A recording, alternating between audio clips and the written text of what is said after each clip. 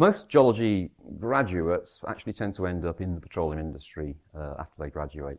One of the things that you have to do in the petroleum industry is, because petroleum is all about getting oil out of the ground, but it requires an intensely multidisciplinary approach, and the geology side of it is only one facet. Consequently, the geologist quite often has to communicate to other top-level, highly educated scientists, for example, engineers, geophysicists, and economists. So within an individual company or a group of companies, it's very important to be able to communicate succinctly about what the scientific rationale behind carrying out a particular process or set of processes is.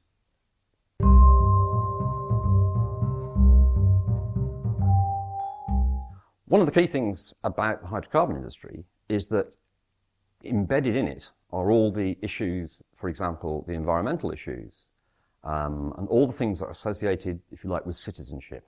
There's a great deal of debate in the media at the moment about the process of fracking to produce gas, for example, but how many of the general public actually know what fracking is and what it's for and why it works? So consequently, our students have to really appreciate the consequences of what they do as a professional.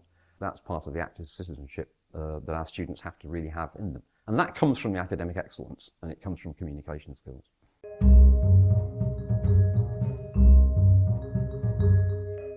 Personally, I think one of the ways that you can cover some of the attributes quite broadly in single pieces of work is just by simply well-designed assessments and assignments. An assessment that I do with level 3 geologists in a subject called igneous petrology, which is actually about volcanic rocks.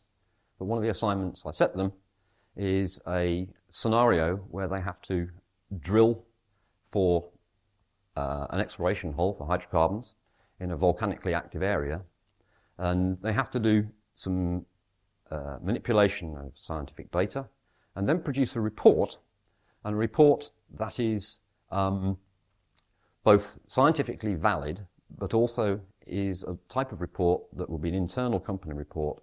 And a number of students actually demonstrated an ability to pull together very, very diverse pieces of information and transmit it in a relatively short document with a series of recommendations about what their manager should actually do in relation to that project. And that type of designed assignment is a very good way of pulling in some of the graduate attributes which are not obviously seen in, for example, lecture courses or through tutorials, and certainly not by writing subject-specific essays. So some innovative assessment and assignment work can be extremely useful in developing the attributes to their full.